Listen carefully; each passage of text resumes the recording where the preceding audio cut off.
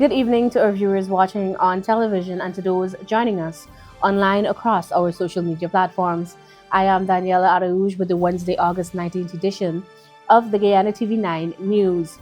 In the headlines tonight, Caribbean broadcasters urged to take control of their stories and embrace digital transformation.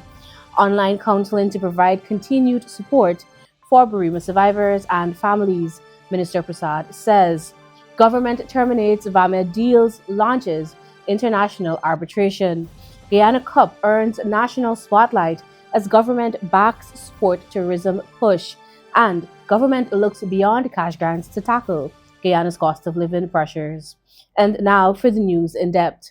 The government of Guyana has terminated its contracts with VAMED Engineering for the construction of hospitals at Ogle and New Amsterdam, citing significant delays and alleged breaches by the contractor. Here are the details in this report. Attorney General and Minister of Legal Affairs Anel Nandlal said the contracts were terminated on July 23, 2026, after the projects fell subsequently behind schedule. He said the government made repeated attempts to have the contractor complete the works and to resolve the dispute amicably, but those efforts were unsuccessful. Government was forced to terminate both contracts, I believe on the 23rd of July, 2026. At the date of completion, at the date of termination, the contracts, the works under the contracts were way behind where they were supposed to be by that time.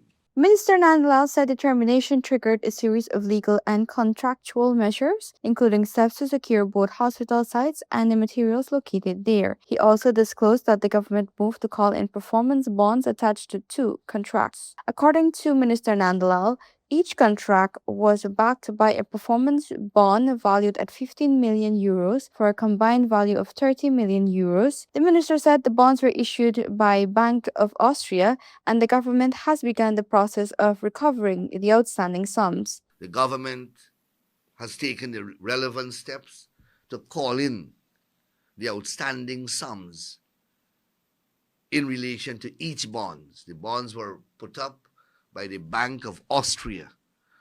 So the process had to have been served on the Bank of Austria, and that process is ongoing.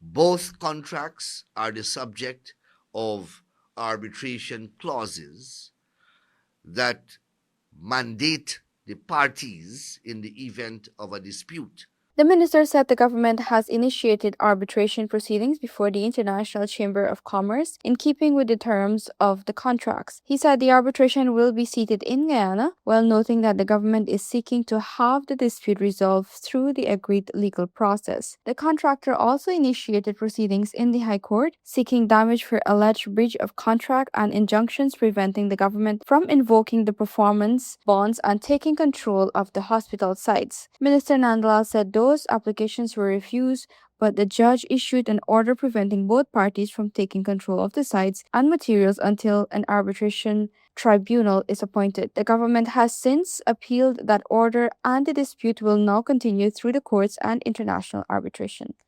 Adana Darek, Guyana TV9 News. President of Guyana, Dr. Mohamed Irfan Ali, has challenged Caribbean broadcasters to take greater control of the region's stories, culture, and media products, warning that the Caribbean cannot afford to remain merely a consumer of content produced by global platforms.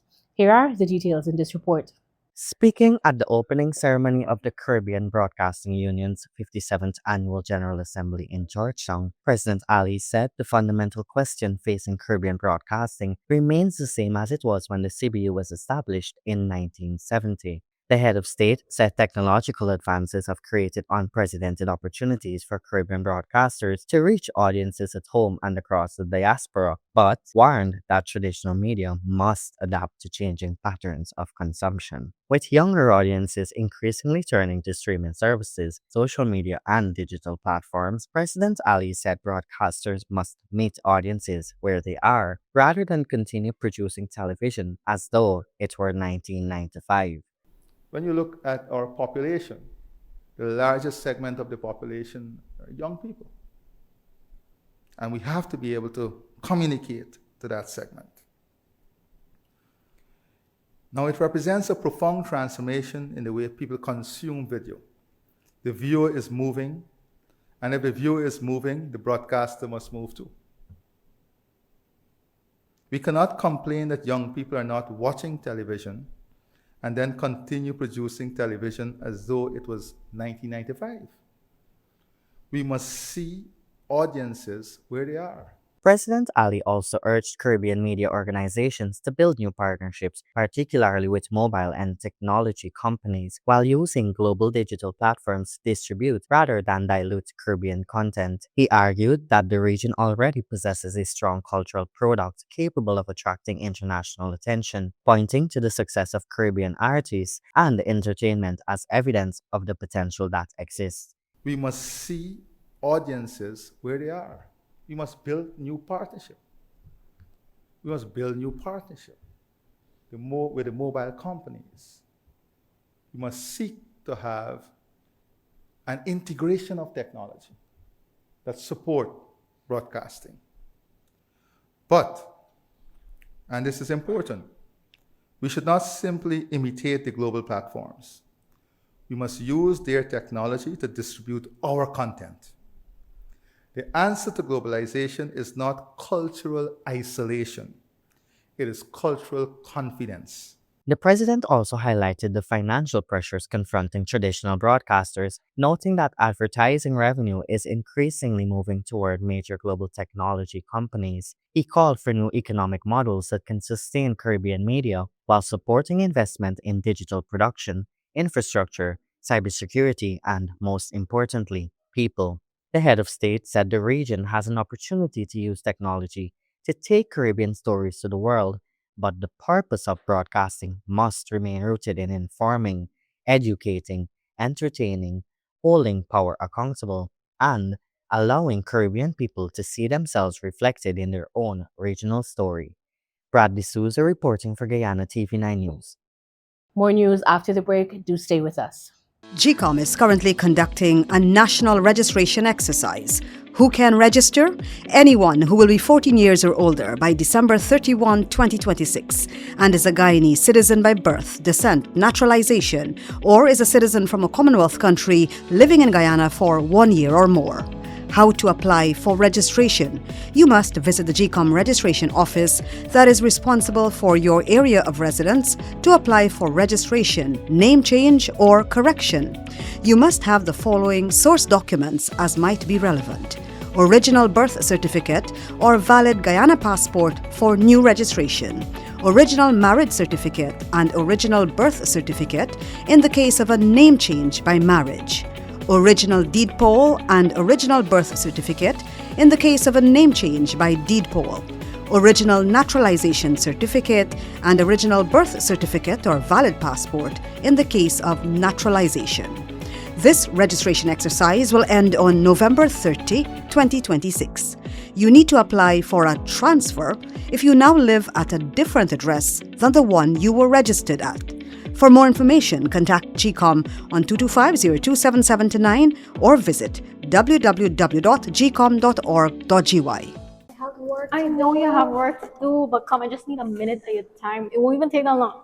So, I have a proposal. We could do besties in Punta Cana. Really need a getaway. And not to worry, I went to Sunita Travel Agency and they recommended a few hotels that do all-inclusive stays. And they're very affordable. The vibes. Let me tell you something. We do not want to miss a trip to Punta Cana. Why? Ziplining. No, I know this is not your vibe, but please, listen. Hold on. Wait. I know you like throw it back. There's a boat party. We could go there. And then there's this thing called buggy adventure, some buggy something. I don't know, but I want to be a buggy or whatever it is. I just want to be a part of it. And then we got snorkeling. Oh, this thing is so ugly. Please, you be next to uglier things than this. Stop it. Trust me, you're going to love it. It'll be just you and me, Punta Cana, drinks, just having the time of our life. Not to worry. We've got many flight options, and they made sure that they went through it with me. The prices are affordable. Trust me. I know you like thinking about the budget or whatever. Remember the time when we went and we missed the flight? Yeah, when we booked with Sunita Travel Agency. Even if it happens, with slim chance, they'll know what to do and we won't be stranded like we did the last time. This solid plan. You, me, Punta Cana. Cheap. It won't even hurt your pocket. Please say yes. Yes. Welcome back. You're watching Guyana TV9 News Bulletin. Minister of Human Services and Social Security, Dr. Vinya Prasad, says online counseling will provide another venue of psychosocial support for families and survivors affected by the MV Burima tragedy. Here are the details in this report. Speaking on starting point, Minister Prasad said the ministry recognized early that in-person counseling alone cannot meet the needs of everyone affected, particularly as social workers and counselors had to travel long distances to reach families across the country. People very early too. People will need support even beyond the in-person sessions because when officers were on the ground, they were moving from one location to another. So sometimes it would take them from morning until late hours in the evening going from place to place because of the distance. So we set up very, very early 2 hotlines. And these hotlines are still in operation. They're toll-free and they're provided through One Communication and ENET. The minister announced that the ministry is launching Embrace, an online national counseling platform that will initially focus on persons impacted by the MV Burima tragedy. The platform is expected to connect users with counselors based on their specialties and allow them to schedule confidential sessions. She also stated that the service will include audiovisual counseling, allowing people to communicate with professionals through voice or video. She said the initiative will also bring in qualified professionals from Guyana and the diaspora to expand the pool of available counselors. And so these hotlines can be accessed even beyond the families affected. And as soon as they were set up, people started to call in. And the numbers are 713 3100 and 4100. And I want to encourage anyone who is affected or who is impacted, whether directly or indirectly, to use the hotlines. In addition to that, we ensured that hubs started to be set up. We have the command centers as the immediate central points where counseling and engagement would have happened in regions 1, 2, and 4. Minister Prasad stressed that the online platform is intended to complement rather than replace the face-to-face services already being provided through counseling hubs, hotlines, and teams deployed in affected communities. She said psychosocial support must remain available over the long term as families continue to deal with grief and trauma following the tragedy. The minister said the government will continue working to ensure affected families have access to support, urging those struggling with the aftermath of the tragedy to make use of the services available to them. Adana Doric, Guyana TV9 News. More news after the break. Do stay with us.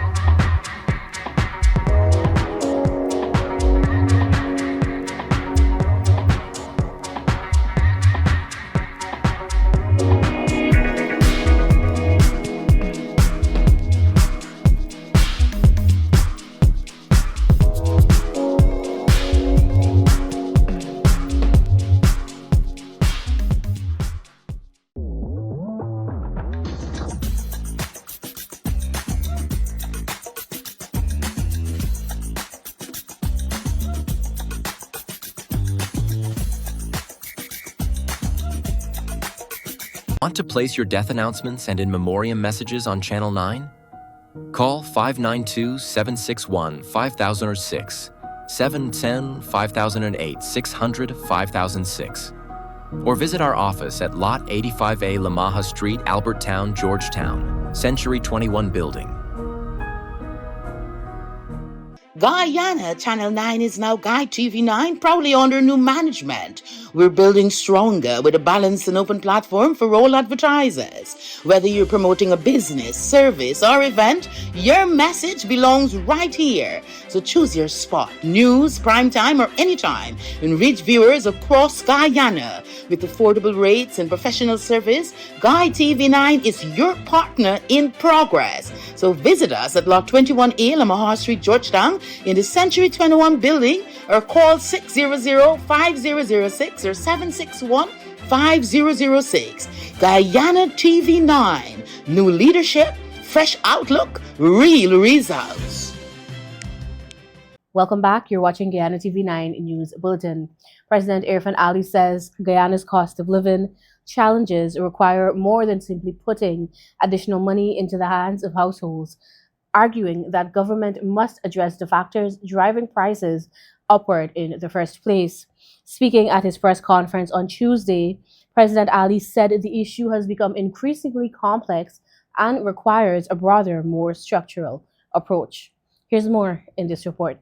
While acknowledging that the government has introduced several measures to ease financial pressure on families, the president maintained that these interventions alone cannot permanently solve the problem. Over the years, the government has used tax reductions, subsidies, cash grants, and assistance to farmers as part of its response to rising living costs. Measures have also included the removal of excise tax on gasoline and diesel and the elimination of tolls on major bridges and transportation assistance for pensioners and students. Budget 2026 also provides for the return of the $100,000 national cash grant, with government estimating that approximately $60 billion will be injected into the economy through the program. President Ali, however, said direct financial assistance has its limits when the underlying prices of goods and services remain high. You know, again, Shabra, I can go through hundreds of measures that we have already implemented. Yeah, I'm coming. If you give me a chance. Now, there are certain things that we don't have control over. The global environment and inflated inflation, imported inflation. Now, let's look at what's happening in the global environment.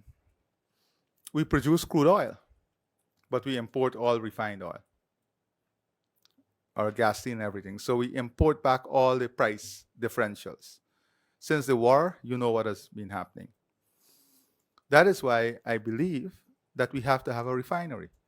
We cannot have crude oil and don't have security of supply, one. And security brings with it the stability, and then give us some shield against shocks that are currently existent. So we have to, I think, and there are interests in the refinery, and we're hoping that we can have investment in that refinery. And that refinery can be linked. The president said greater attention must now be paid to what happens between the point at which goods are produced and the moment they reach consumers. He pointed to the agricultural supply chain as an area requiring closer examination, noting complaints from farmers that their products can be sold at significantly higher prices by the time they reach supermarkets and other outlets. President Ali suggested that expanding farmers' markets could give producers more direct access to consumers, potentially reducing transportation expenses, markups, and other costs that accumulate along the supply chain. The head of state also highlighted changes in the way Guyanese shop and eat, saying consumer habits have evolved considerably in recent years. More people, he said, are choosing supermarkets over traditional markets, while families are increasingly eating outside the home and spending less time preparing meals themselves. Those shifts, he suggested, have implications for household budgets and must be considered when the government develops policies aimed at reducing the cost of living. The president said the response therefore needs to look at production, distribution, and consumption rather than focusing solely on household income. More persons today are shopping in a supermarket than were shopping in a supermarket 4 years ago. If you look at the margins in the supermarket, you will see that the margins are far different from the margins in the normal market. So that's a cultural issue that has come upon us that need to be addressed. The same person who was buying sweet potato and cassava and plantain in the market are now buying it in the supermarket. And they have a whole different margin of profit because, of course, they have higher overheads and the AC and shopping in that environment, sometimes rental and so on. So that is another issue. The changing shopping pattern, the changing eating pattern. You know, even you now is eating out a lot, more than before. Chaparral. So people are eating out more than they were eating out 4 years ago. The head of state also acknowledged that some of the pressure on prices originates outside Guyana. Despite being a major crude oil producer, Guyana imports refined petroleum products, leaving the country exposed to movements in international fuel prices. Higher energy costs can affect transportation, production, and the prices of consumers ultimately pay for goods. Adana Doric, Guyana TV9 News. The prestigious Guyana Cup has earned its place on Guyana's national calendar of activities, with Minister of Tourism, Industry and Commerce Susanna Rodriguez praising organizers for elevating the country's premier horse racing event. Here's more in this report.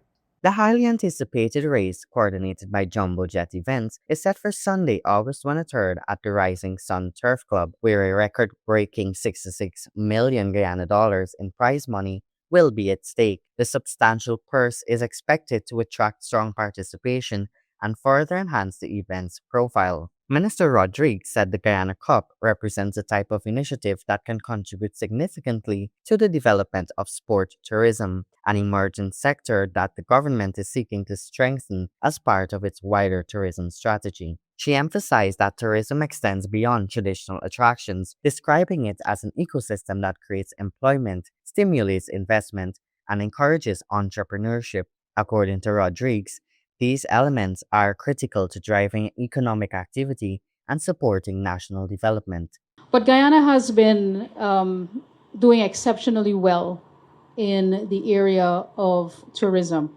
And whenever I speak about tourism, I like to talk about public-private partnerships because essentially tourism is really about an ecosystem. It's an industry within itself. It creates jobs. It stimulates investment. It encourages entrepreneurship. And these are incredibly essential elements. The minister disclosed that sport tourism will form a major component of the national tourism policy currently being developed, with the policy expected to be completed before the end of this year. She said events such as the Guyana Cup are already receiving attention from the ministry as potential drivers of tourism growth. Rodriguez further committed the Ministry of Tourism, Industry and Commerce to working with organizers in the years ahead to elevate the Guyana Cup and strengthen its regional appeal. She said there is significant potential for the event to become the premier horse racing sporting event in the Caribbean. So tourism is really a main driver of that economic activity. And sports tourism in particular, you would have been seeing, is really an emerging sector. So we are working on the national tourism policy, which will be completed before the end of this year. And sports tourism is a major component of that policy and strategy. All of these events, the Guyana Cup, the Ministry of Tourism, we are paying attention and we want to work with this event that has really earned its place on our calendar of events. And definitely, Nazruddin, the Ministry of Tourism, Industry and Commerce will be working with you. With government support and growing private sector involvement, the Guyana Cup is poised to become more than an annual racing spectacle, potentially developing into a major sport tourism attraction capable of drawing visitors, generating economic activity, and showcasing Guyana on the regional stage. Brad D'Souza reporting for Guyana TV9 News. And now for your Caribbean news brief. The Caribbean Court of Justice has implemented revised arrangements governing the assignment of judges to panels of the court effective immediately. In a statement posted on its official Facebook page on Wednesday, August 19, 2026, the CCJ said that under the new arrangements, all judges of the court will sit on all panels unless a judge is formally excused from sitting for a legitimate reason. According to the court, the revised system is intended to promote greater consistency, transparency, and flexibility in the allocation of judicial work while supporting the efficient administration of justice. The CCJ further announced that the three panel leaders will comprise of the president of the court and the two most senior judges. The court said that the new arrangement take effect immediately and are expected to strengthen the administration and organization of its judicial proceedings. And now turning to the international news. A pilot along with 6 tourists have been killed after a helicopter crashed at Mount Olokele in central Kenya. According to the Aircraft Accident Investigation Department, the nationalities of those killed have not yet been confirmed. The Kenya Civil Aviation Authority said the crash occurred in Samburu County at approximately 9:13 Wednesday morning local time. The Eurocopter EC-130B4 was reportedly on a scenic flight from a wildlife conservancy. Images shared online showed smoke rising from the crash site at Mount Olokwe. Emergency teams have faced difficulties accessing the area, and drones are being used to assess the scene. The Kenya Civil Aviation Authority said it is coordinating operations while the Transport Ministry and Aircraft Accident Investigation Department will lead an investigation to determine the circumstances surrounding the crash. Smith was convicted of first-degree murder in 1950 at the age of 25 but maintained his innocence throughout his life. He had been sentenced to death and was reportedly given his last meal on 8 separate occasions, only to be spared execution each time. Smith was accused of the 1949 murder of Grover Hart, a night watchman at a yacht club in Connecticut. He was one of the 2 men arrested in connection with the killing. The other man accepted a plea deal and testified against Smith, who was subsequently convicted. Over the years, however, questions were raised about Smith's conviction. Some witnesses reportedly recanted their statements, while another inmate later confessed to the murder. During his imprisonment at Osborne Correctional Institution in Connecticut, Smith became known as the Birdman of Osborne because of his habit of feeding birds. Prison's officials recalled that he would hide bread in his clothing to take outside for them, a practice staff often overlooked.